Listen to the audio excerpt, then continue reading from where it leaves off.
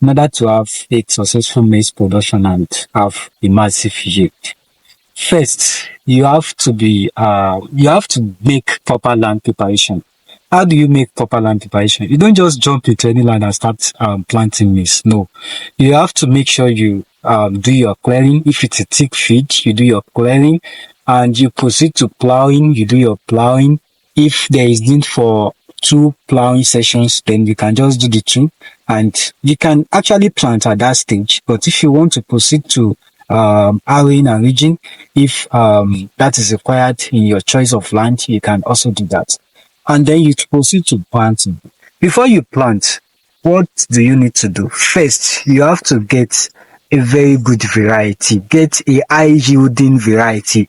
Don't just go into the market and buy any seed. No, don't just go and buy grains and start planting, because when you go into the open market and then you go to a mama that is selling maize grains, then you are planting grains in that way. You are planting grains. You are not planting seed. So you don't just go and plant and buy grains in the market and plant. No, you should plant improved varieties. It could either be hybrid or open pollinated variety. Any of your choice is good. Then after you have gotten your seed, the next thing is to ensure that you do proper planting.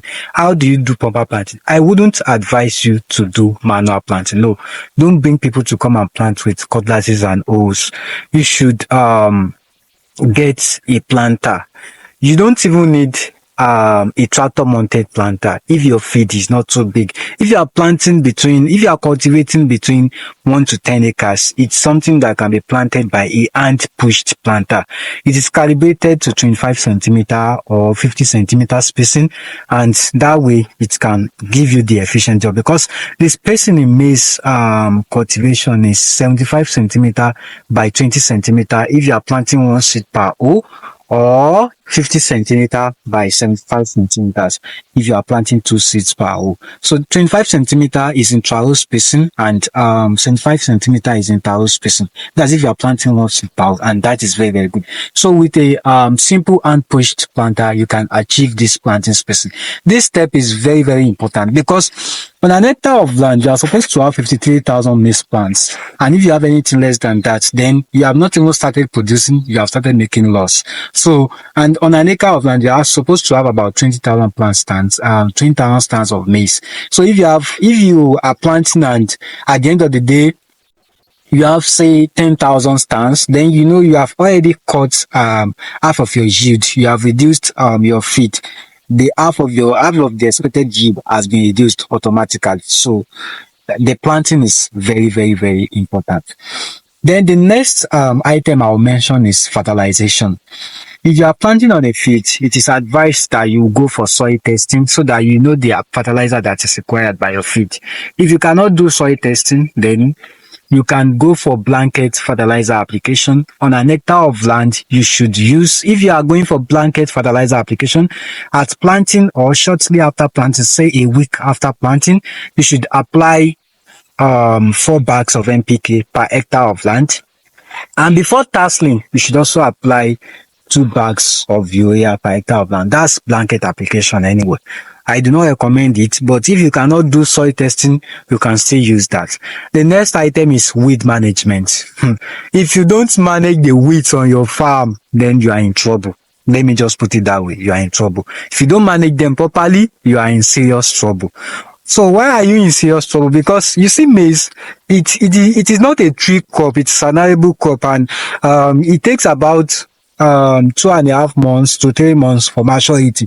So the day you plant your maize, it starts counting. If you like weed, if you like apply fertilizer, if you don't do any of that, it keeps growing, and at the end of the day, it will mature. So if you are doing what you are supposed to have done at the early stage, if you are doing it at the later stage, it may not help again. So you have to ensure that you are doing proper weeding. If you are going to be using chemical, it's a very good one as well. And if you are going to be using manual weeding, It's also a very good. Just ensure that at all the stages of your production, you keep your feed weed free. Keep it weed free and you have maximum yield. And the next item is pest management. Weed that I have already discussed is also a pest, but this time I'm discussing insect pest. The most dangerous insect pest to maize is fall armyworm. You have to ensure that fall armyworm does not destroy your feed. When immediately you plant your maize and they start germinating, say 5 days or 7 days after, start checking your feed, start going around your feed and start looking for signs of fall armyworm.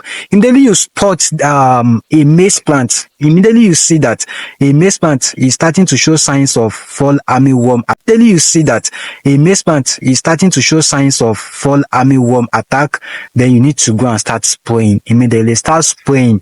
You can get emamectin benzoate. It is a contact insecticide and it is highly effective against fall armyworm. Fall armyworm, if uncontrolled, can make you lose 100% of your yield. So ensure that you control insect pest on your maize farm. So this is where I'll be stopping today, and until next time, stay tuned.